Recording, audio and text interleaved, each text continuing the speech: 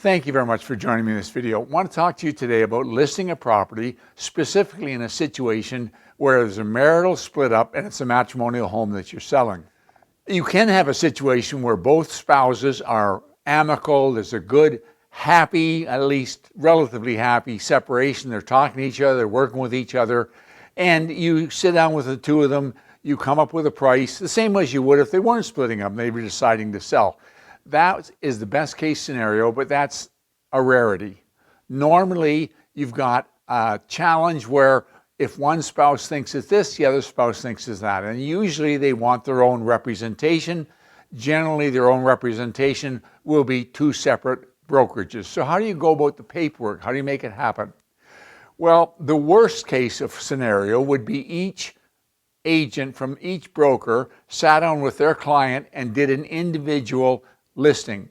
That wouldn't be my suggestion. Now, if you happen to belong to a board outside of the Toronto board, like Cornerstone, the Toronto board insists that it be listed on their form if you want it on TREB. And so you're in a situation where you're going to have two listings, two data input sheets. That's really not advisable. There's a possibility, a large possibility of transpositional errors and so on. Usually what you would do is you appoint one of the two brokerages to kind of take the lead and fill out the listing with their representative, with their client, and they would do the data input sheet as well, and then they would forward it to the other party to have them sign it. You decide what duties are going to be each office's responsibility, who's going to take the lead in making appointments, who's going to handle an offer first, and so on. You kind of divvy that up, and it's important you have a good working relationship between these two brokerages. So what do you do about price? How do you establish price? Well, if you got a good relationship between the two spouses, you do it the same way as you always would. But if it's not, it becomes a challenge, and you may have to order 2 or 3 appraisals and come up with some meeting of the minds in terms of the price. Where it really becomes a challenge, and we run into this from time to time, is where one of the two spouses wants to purchase the property. Now again, if they're amicable in terms of their separation, it really just becomes down to price. And it may be that they only want to list it on the market to test the market. That's not what we want to see as realtors, but sometimes it happens. Put it out on the market, and really the spouse that wants to buy it is kind of functioning as though they had a first right of refusal. And an offer comes in, and they're invited to submit an offer, and in fact now with Tressa's rules, they can know what the other offer is. In terms of open offers, you're even allowed to tell somebody who hasn't submitted an offer, but you got to be careful you're being fair to all parties.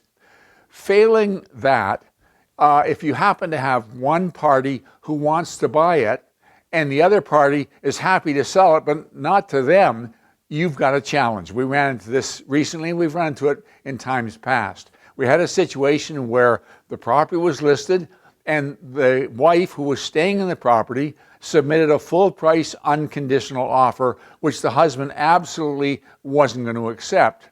In retaliation for that, the wife refused any other showing. She said, well, if we're not going to accept a cash full price offer from me, we're certainly not going to accept it from anybody else.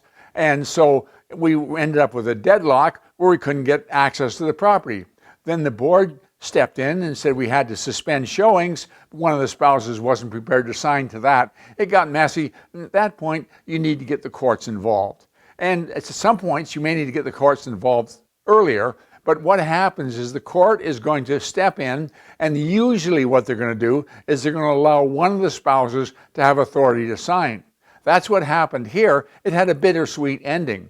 The spouse, in this case the lady who was living in the house, was given the sole right to sign documents and sell the property. Unfortunately, the court said it has to be an arm's length sale, so she couldn't buy it. So you never know what the courts are going to rule. It's always a challenge. And be aware of the various aspects of it, and tread carefully. Thanks very much for joining this video. I'll talk to you again next week.